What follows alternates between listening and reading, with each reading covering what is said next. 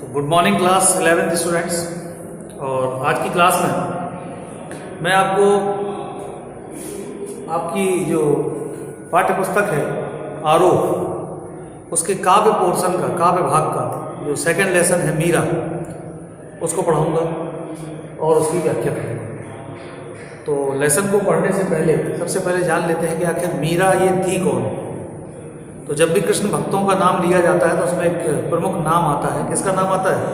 मीराबाई का। किसका नाम आता है बेटा? मीराबाई का। तो मीराबाई जो थी वो राज परिवार से थी, अर्थात किससे थी? राजस्थान में राज परिवार से थी। और इनका जन्म 1498 ईस्वी में हुआ था। इनके पिता का नाम था रतन सिंह और इनका विवाह केवल 12 वर्ष की उम्र में चित्तौड़ के राजा राणा सांगा के पुत्र कुंवर भोजराज सिंह भोजराज के साथ इनका विवाह कर दिया गया था। बचपन से ही मीरा की रुचि कृष्ण भक्ति में थी और जब इनके पति की मृत्यु हुई तो पति के मृत्यु के बाद तो इन्होंने अपना संपूर्ण जीवन पूरी तरह से पूर्णतः भगवान कृष्ण की भक्ति को ही समर्पित कर दिया, भगवान कृष्ण को ही समर्पित कर दिया। बाकी आपको व्याख्या में मिल जाएगा। इनकी जो रचनाएं थी वो मीराबाई की जो पदावली है उसके नाम से संकलित है। आपकी बुक में दिया है, आपकी बुक में दिया गया है, आपकी बुक में दिया गया है, पदावली के नाम से दिया गया है। इनकी भक्तिपूर्ण रचनाएं हैं। अब मैं पाठ को यानी इनकी जो पंक्तियां हैं उनकी व्याख्या करना शुरू करता हूँ, ठीक है।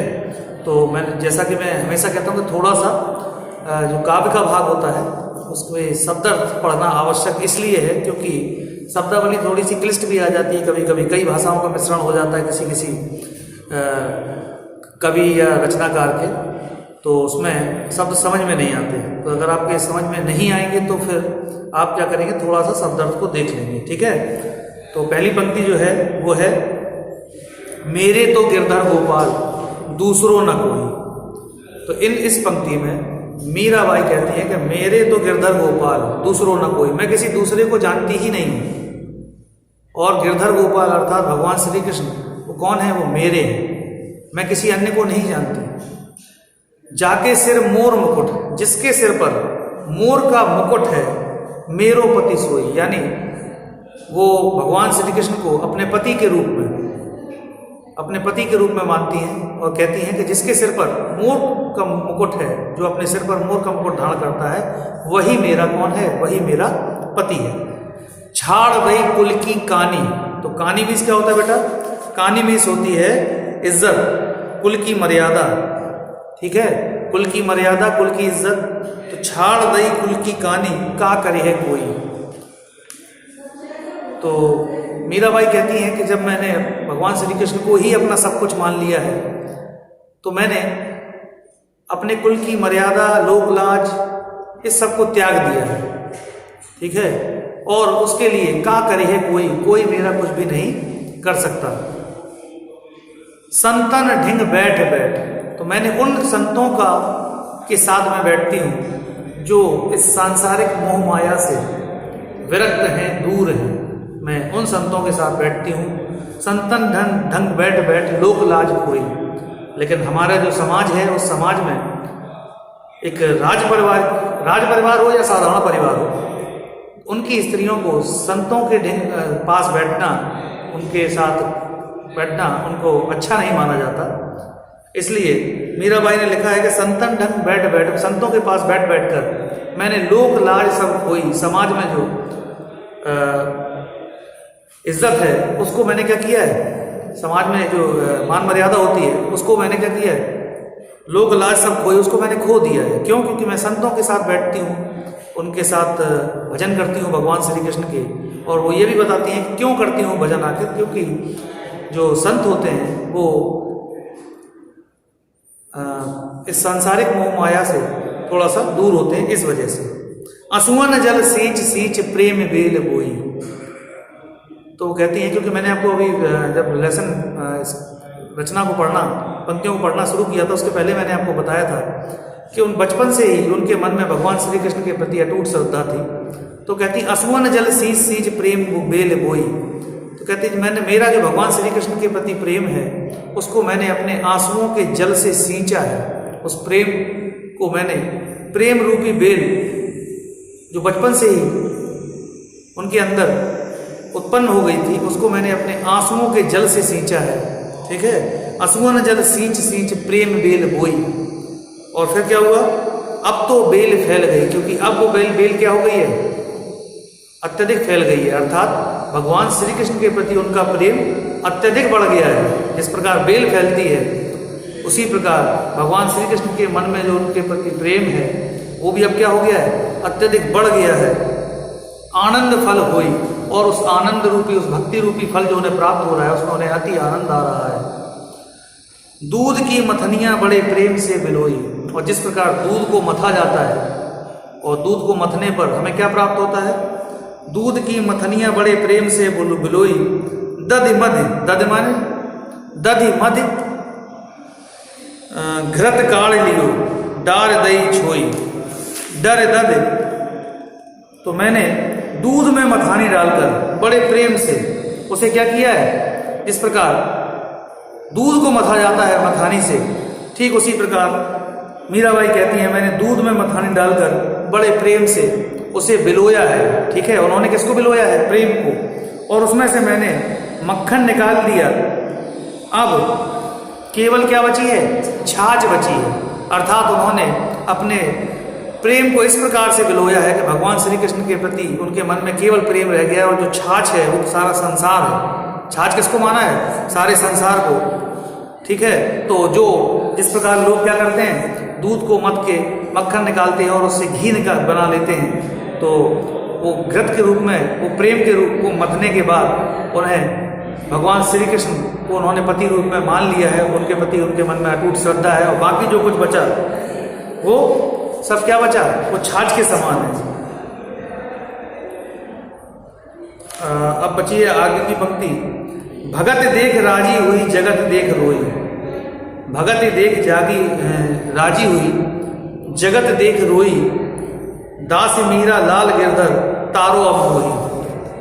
कहती है कि मैं भक्तों को देखकर, इस संसार में जो ईश्वर की भक्ति करते हैं, भगवान श्री कृष्ण की भक्ति करते हैं, चाहे वो संत हों या ग्रस्त हों, तो उनको देखकर तो मन में बड़ी प्रसन्नता होती है। ठीक है, लेकिन जब संसार को देखती हैं, इस संसार के लोगों को देखती हैं, क्योंकि उनके ऊपर इस संसार की जो मोह माया है उन सब का प्रभाव होता है, तो उनको देखकर मीराबाई को रोना आता है कि ये लोग वास्तविकता को नहीं समझ रहे हैं।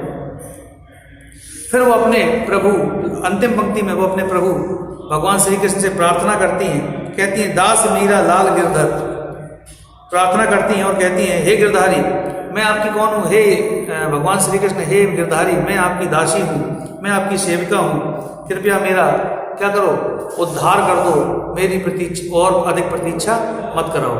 तो आई होप स्टूडेंट्स ये पद फर्स्ट की व्याख्या आपको अच्छे से समझ में आ गई होगी।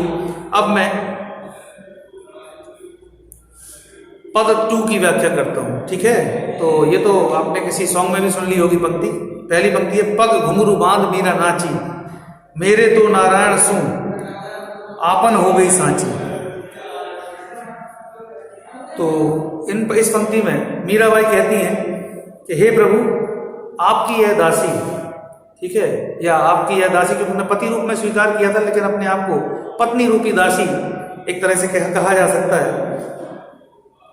तो पैरों में घुंघरू बांधकर प्रेम में इतनी मगन है, ठीक है, कि प्रेम में वो क्या करने लगती हैं, नाच करने लगती है। इसीलिए लिखा है कि पग घुंघरू बांध मीरा नाची। और आगे, मैं तो मेरे नारायण सु आप ही हो गई सांची। तो मीराबाई कहती हैं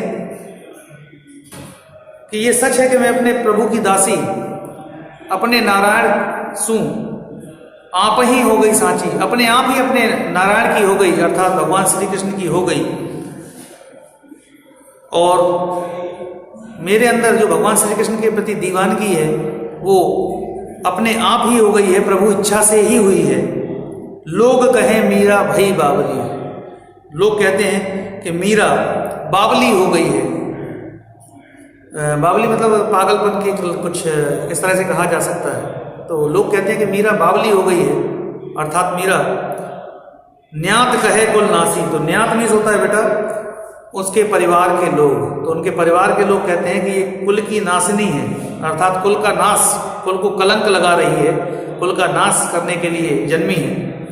विष का प्याला राणा भेजा, ठीक है, विष का, वो कहती हैं कि उन्होंने मीराबाई ने क्या किया, उनके परिवार के लोग कहते हैं कि मीराबाई ने उनके परिवार की जो इज्जत थी, समाज में जो प्रतिष्ठा थी, उसको मिट्टी में मिला दिया।